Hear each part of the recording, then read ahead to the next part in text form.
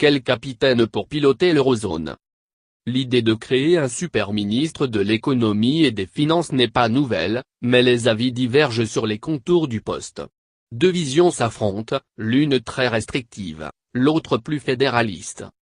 Pas de réforme cohérente de l'eurozone sans super ministre de l'économie et des finances à la barre, à savoir un dirigeant capable de représenter ladite zone monétaire dans les institutions internationales, de prendre des décisions rapides en cas de crise, de définir des grandes orientations économiques, voire de gérer un budget propre.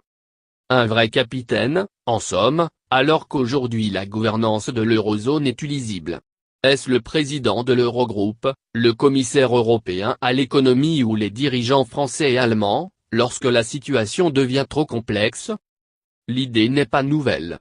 En 2012, Jean-Claude Trichet, ex-président de la Banque centrale européenne, BCE, l'évoquait déjà, tout comme Wolfgang Schäuble, le ministre des Finances allemand.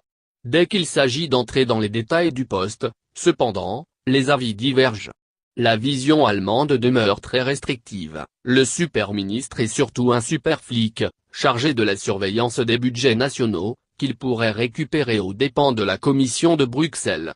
C'est celle de Christian Lindner, le chef de file du parti libéral FDP, qui brigue le ministère des Finances dans la prochaine coalition avec la CDU, droite conservatrice, d'Angela Merkel.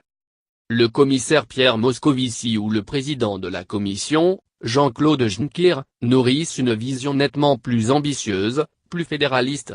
Le super ministre serait à la fois vice-président de la Commission, président du MES, mécanisme européen de stabilité, et de l'eurozone, avec pour mission de définir les grandes orientations budgétaires de la zone euro. Mais pour un Wolf, du cercle de réflexion bruxellois à Bruxelles, ce dirigeant ne devrait pas avoir un pied à la Commission. Elle doit rester gardienne des traités. Débat pimenté. Le débat ne fait que commencer.